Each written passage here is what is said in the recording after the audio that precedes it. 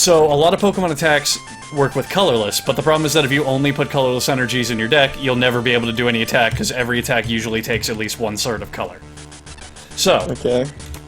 Electabuzz's Retreat is 2. I love how I know all this offhand, and yet to anyone who's never played this is the most confusing shit. So, I want to switch to Scyther, because Scyther, as you know, is a flying type, so he has resistance to fighting types, right?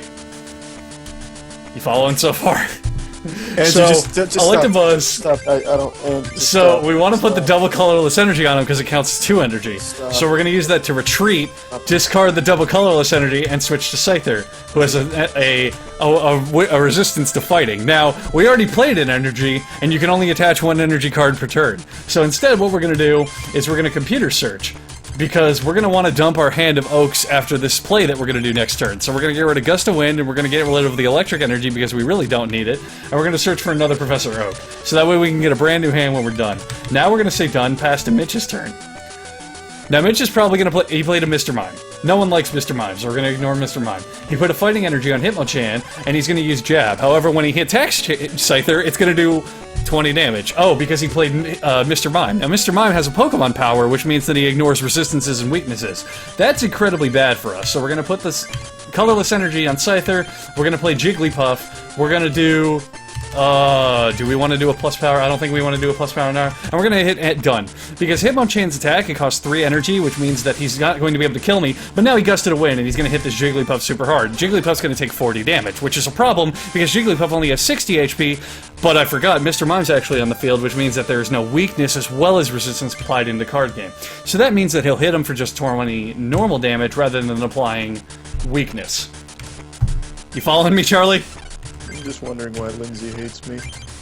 Alright, good. So what we're going to do now is we really want to get a Wigglytuff in our hand. So that way we're going to fill up our bench and we're going to do the wave, because that's going to hit him for 60 damage. So our hope in this draw is that we're going to get a Wigglytuff, an energy, and a plus power. That'll do 70 total. We got a Jigglypuff, that's bad. We got a computer search.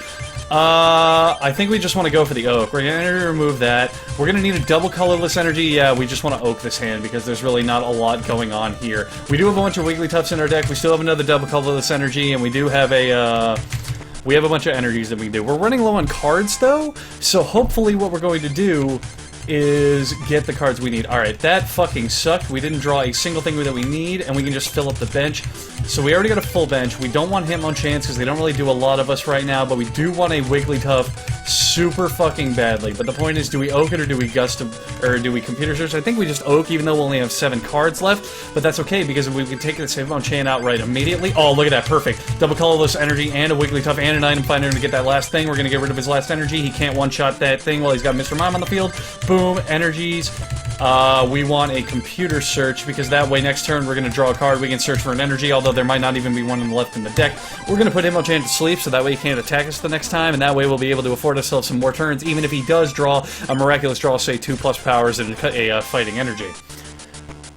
How you feeling so far, Charlie? I think from now on I'm just going to open my tender conversations with I will eat ass. Alright, that's good to know. So while Charlie's eating ass, we got the sleep check both times, which means that Hitmonchan is not going to be able to hit us. Now, hopefully we have an energy left in the deck. I'm going to bill. Hopefully we're going to draw a single energy. That's all we need, and we got it. Boom. We should now be able to one-shot... Oh no, we're one short. Shit, we might not win this.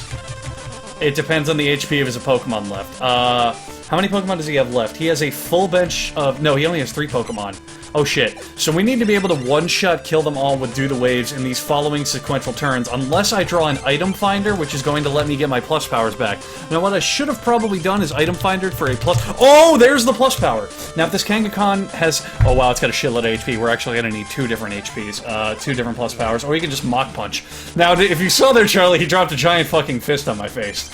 One problem with the Pokemon game is that sometimes you are prone to decking yourself out, which means I'm probably actually going to kill myself, because the card thinning in the original generations was absolutely ridiculous. As you saw, Charlie, you start with a 60-card deck, that's 20 more than a Yu-Gi-Oh game, you know, like a 40-card deck, but I'm already down to fucking 2 cards left in my deck, and it's only been like 6 turns.